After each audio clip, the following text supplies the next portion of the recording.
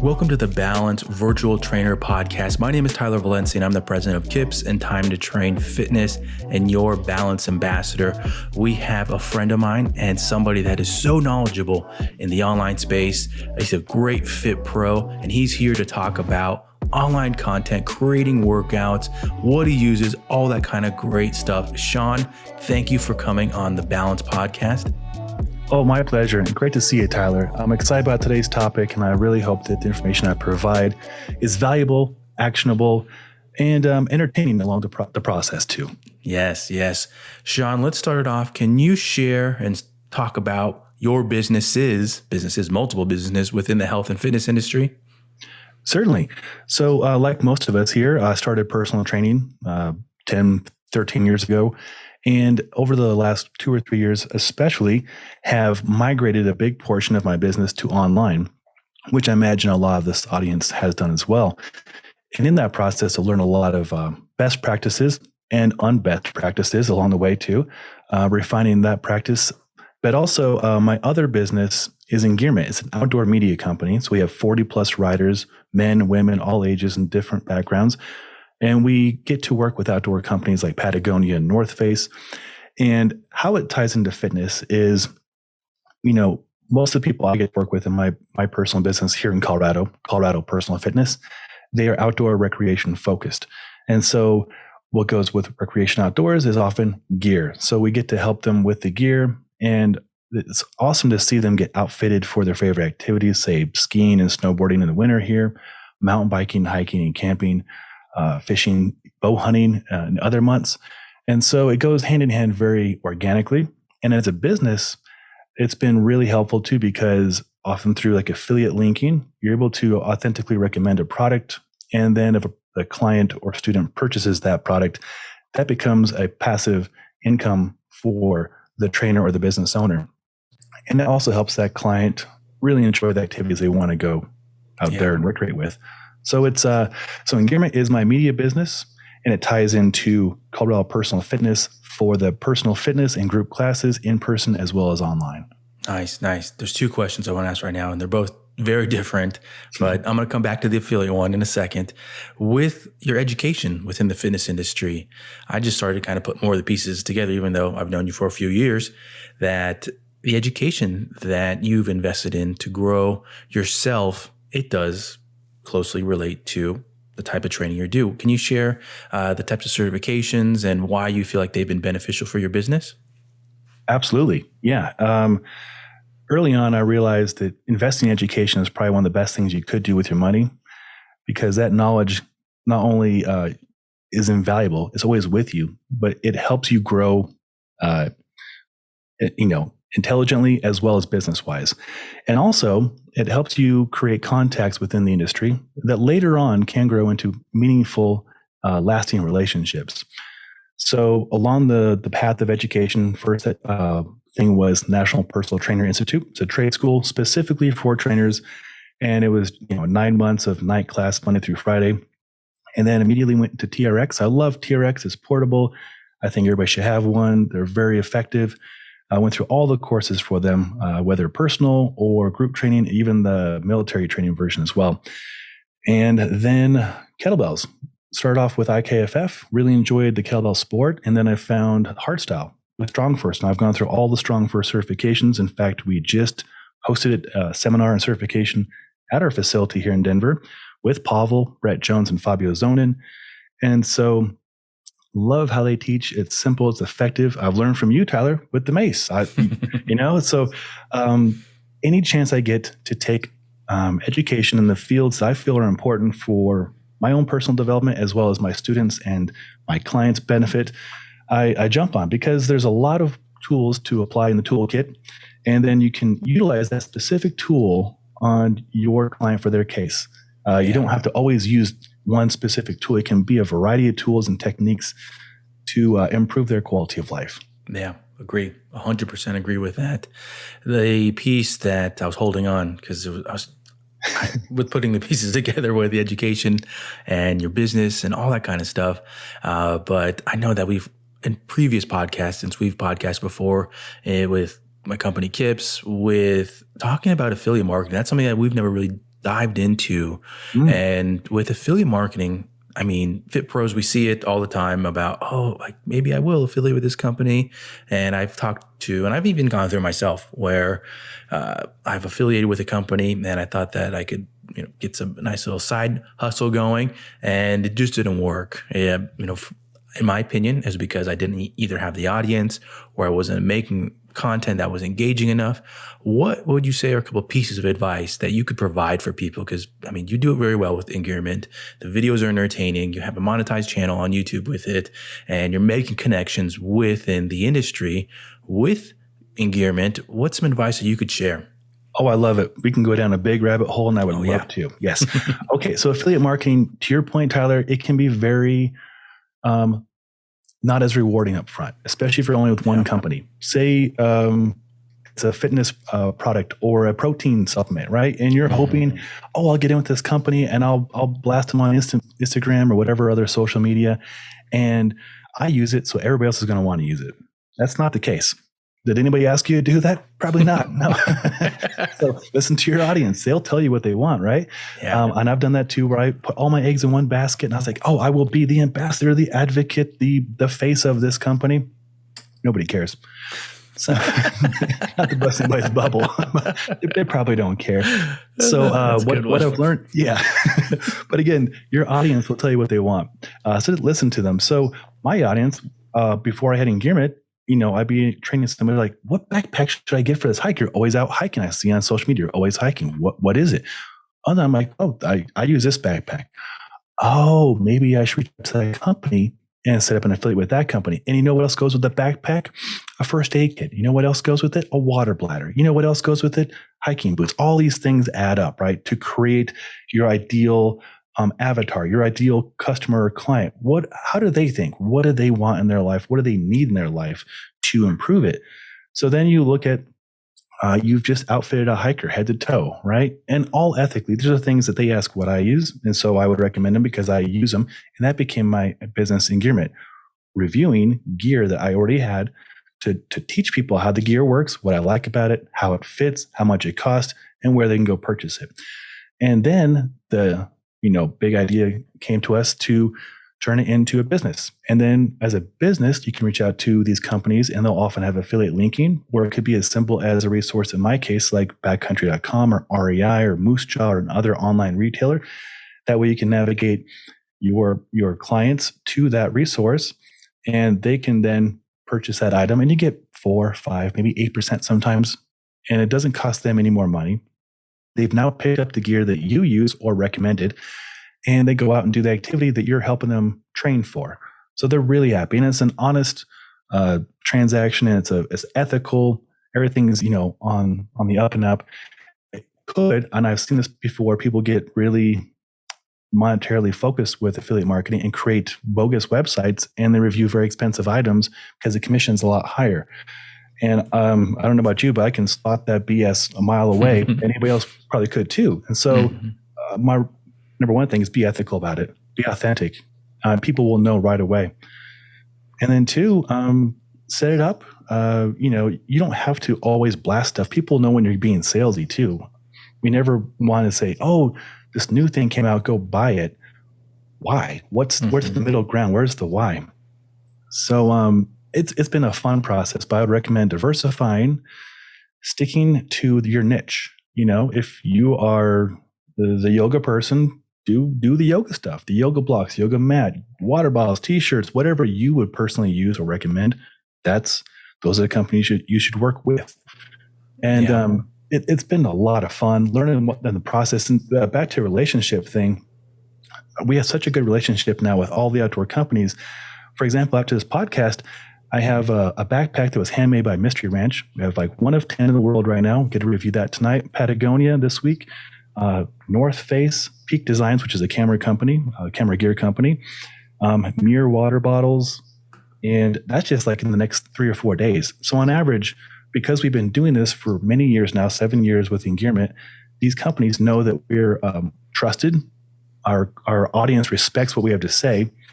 And we've built up the audience from a handful of people to several thousand people. And we have, on average, 100,000 views a month So it adds up. That's a lot of eyes internationally too. So something we'll probably get into is with passive income, you don't have to be present. So you can create the content once, do a good job, not perfect, but do a good job. And then people can reference that later that day, 2 months from now, 3 years from now. And it doesn't have to be in front of you. It can be anywhere in the country, anywhere in the world. And then you can speak to that audience authentically. You can message them on, or in our case, YouTube, or perhaps if it's other social media through the direct messages or however people communicate in that social media platform. But it's been a really fun way to grow our business and relationships. And then oftentimes with these relationships too, these companies are much bigger than, say, I am or a lot of people listening to us are. If they reshare or they recommend your service, you just gained a whole new audience, right? And you become a celebrity, become a celebrity expert. Mm-hmm. And people will trust what you have to say as long as it's authentic and trustworthy. And it earns you the respect of other people and a new audience, and you can incorporate them into your audience and they can learn more about you, might become a new follower, might become a new client. You just never know. So just always do with integrity, authenticity, and put your best foot forward and have fun with it. Yeah, that's good. I really like the piece, what you started with stuff that you use, that you actually use, because I'm sure people listening, and I've admitted too that I've been down that road with the supplements and the, what do they call it, the MLM supplements, and it got to a point where I wasn't really using them, but also you think about the cost. If you're a new Fit Pro and you are an affiliate with one of these companies and you're trying to sell them to whether it's your boot camp, your clients, and you're not using all of them, or even if you're just using a little bit, it's a lot of money. Those cost quite a bit. And so you might not be seeing the return, and then all of a sudden it falls off where you're not using them as much and you can't speak to them. And that time investment is not quite there. But with products, stuff that you utilize yourself and that you think can be beneficial for your clients, that's a great way, especially if you have already niched down in terms of here are the types of clients that you are working with or that part of the industry that you're working in. Think about that. And I like how you mentioned expanding then into a different part of your business. How if you are creating tutorials for those, now all of a sudden you're putting them on YouTube, you're building your blog out, you are potentially creating a newsletter, and you're building that business out. And all of a sudden people might start following you on YouTube. And now you potentially might have a different business that maybe you do start training people online. They like what you have to say. You're speaking to them. You're being authentic, all things that you mentioned. And all of a sudden, another option comes up in your business, which is always a good thing, that you're creating options for yourself within the health and fitness industry. So I really like that. Let's kind of transition it now to all the stuff that you're doing with Engearment. I'm sure has paid off with what you do with your personal training, your fitness instruction, mm-hmm. with the gear. Can you talk about when you started teaching online, what were some of the pieces you're like, okay, I have this equipment already. I'm going to now transition to teaching online and I want to use some of that gear. What were some of the gear you used and how have you evolved that process? Oh, yes, this is a fun question. And I hope that the answers are helpful. And I'll go a few different levels, kind of like we talked about, I think, on a previous podcast. Whatever you have to start with that. If you can invest in something, I was fortunate in that I already had wireless microphones from interviewing companies like Patagonia at trade shows or shooting our YouTube videos. So I already had a really nice Rode Wireless Go microphone. And I still use that setup. I used it this weekend with Brett Jones and Pavel and everybody, and it works consumer-wise and it works professional-wise, right? So it's worth the investment. I can't speak to other brands as much. I don't know enough about them, but there's a saying about video content. People will come for the video, but they'll leave if the audio is bad, right? Mm-hmm. So make sure the audio is decent, right? Mm-hmm. And that can be as simple as also, if you don't have the wireless microphone, just what you can control, do your room, right? If the HVAC's on, probably turn it off, right? A dishwasher, make sure it's off, or other things in the background. Just think about your audience. How would you want to view and listen to the content? Just think about that and try and control what you can control. Simple investment, a tripod, as opposed to leaning a phone or a laptop or something up against a dumbbell. A tripod can be as cheap as maybe $20 on Amazon. Then you can really hone in your angle. And I'd recommend kind of looking down a little bit so you don't have a turkey chin when you're doing stuff. Little things, and also test everything. Film yourself the first few times. Like film from different angles, different times of day, different locations in your gym or your home, wherever you're training out of, and learn what looks best to you. If it looks good to you and sounds good to you, it probably will to others. And also, it's nice to test things before you go live, because there's a really good chance things will go sideways. If you don't know how to adapt to it, it will stress you out.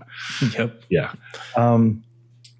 What else? I don't want to go too far down a rabbit hole. Or how much more do you want to know about the gear? Like, I'll talk everybody's ears off about this. A piece that I think would be nice to share is the thought process behind your backdrop, the wall behind where you film, and how that ties into, your business, but also, what you want to convey. That's a good point. And Tyler's got a fantastic backdrop as well. I think this is a really great chance for you to show the world or your audience, your students, your clients, who you are as a person, what's important to you. In my backdrop, I have my kettlebells, because I use my kettlebells at all the various weights. I have the mace, which I learned from Tyler. Guitars hanging on the wall. I enjoy writing music. I have a little small bookcase on there. I have a book I wrote on splitboarding, which is backcountry snowboarding. And the other book is a book with Pavel that I got to be on page 43 with. And then above that is a sign for my business. A friend made it. He's got a wood engraving business. And, that is me. I enjoy backcountry snowboarding. I enjoy kettlebells for my own physical health, as well as my clients and students. And I enjoy music. So, in the background, people will be like, oh, it's either a talking point. Oh, I have an acoustic guitar like that. What do you like to play? Classic rock. And then you have a bonding experience, but also it's a chance to show off who you are. Like maybe your knowledge is really important to you. So you can put your certifications behind you. So your clients can be like, oh, look at all his accreditations he has or she has. So it's a really fun chance to show more about you. And my wife, I have to give credit for all of this. And plants. We get, if you can keep plants alive, you're doing pretty good. I prescribe to the fake plant route, but they look nice. Yeah, they look nice. That's the good thing. With the backdrop or that space, I think some people get caught up with they need a huge space. How big would you say your filming wall is in feet? Oh, not big. For my podcast, this is the angle I use, and I could probably stand up and touch the wall behind me. Yeah. Yeah, so maybe like 8 feet, and then width-wise, well, I guess maybe 4 feet. Wow. Yeah. When filming workouts, I would say my new space is around 12 feet in width. And I think I would say maybe the camera is around 6 to 8 feet away. And I mean, it's just a bedroom within my house. I know that some people might think they need a huge space to film within, but it's just being creative too, that it's amazing what you can do with cameras, with lights. That the thing that I always say is that people don't know what's on the sides or behind the camera. You could literally have humongous storage. All your mess that inside your house, you could have it behind the camera and nobody would know. No idea. And so it's one of those things where just be creative. And you can apply what you mentioned, test it out. Get your camera, test it out, and you'd be amazed with what you could accomplish with that type of equipment.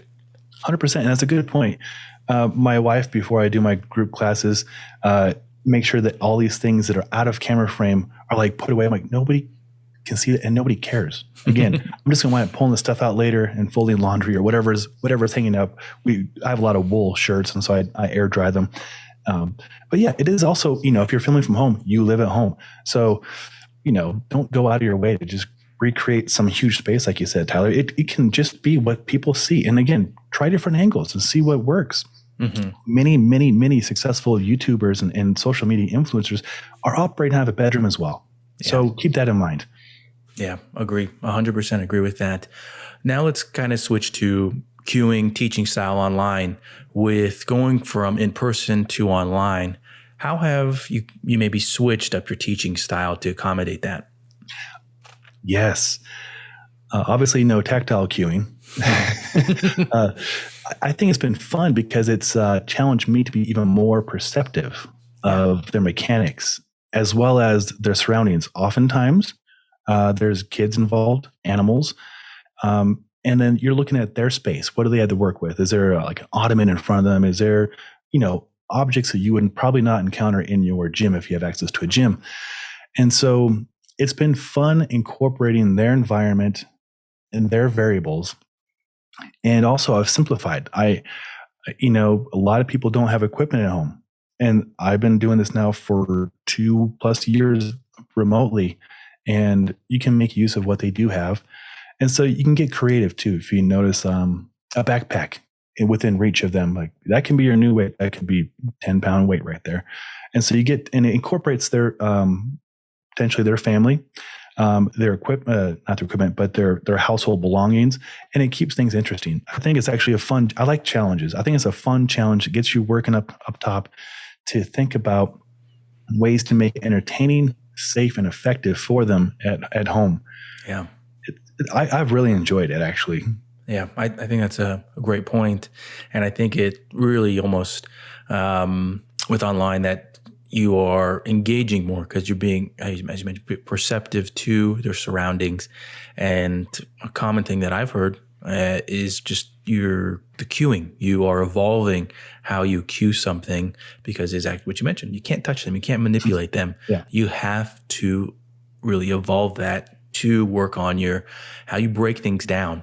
And, that is, I think, almost an evolution. And some instructors, I feel like, have become even better when they do go back to in-person is because they are over-descriptive, which I think is always a positive. I don't think being over-descriptive is a negative thing. I think you should constantly cue and repeat things because you never know when a client, whether it's in a class or you're teaching someone in person, you don't know what they're picking up. They're going through something new. They are going through a new exercise, they're going through a new class, and you might say something to them and it might go right over the head, but maybe you repeat it.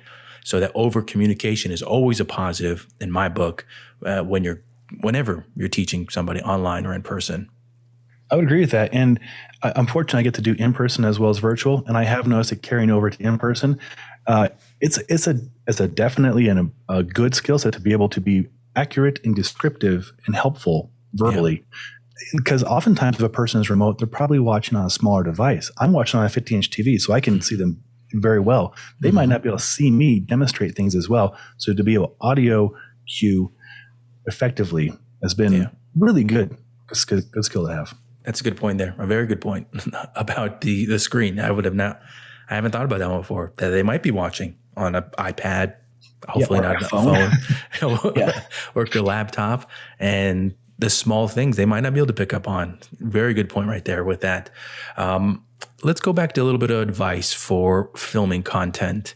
You and I, we both like we like investing in equipment. I think that's the best way to say it. Yeah. We like to research it, learn more about microphones, cameras, lights, all that kind of stuff. And people starting off, I know you mentioned already, just start with what you got. If you were to pick one item that you see out there, whether it's somebody on Instagram and you're like, oh man, like this person could really use something. What are some of those pieces that you think, and even the names, the price point of them? What are some of your favorite things right now that you would recommend to Fit Pros? Absolutely. First thing would be the microphone. I really think that's a great investment. Yeah. Oftentimes, and I've been actually really impressed. For run and gun, I picked up the iPad Pro, and it has this tracking center stage. And I found that with the wireless microphone, or a really nice workaround is just a nice pair of wireless earphones or AirPods, whatever you want to call them. That run and gun setup, it puts food on my table. It does work.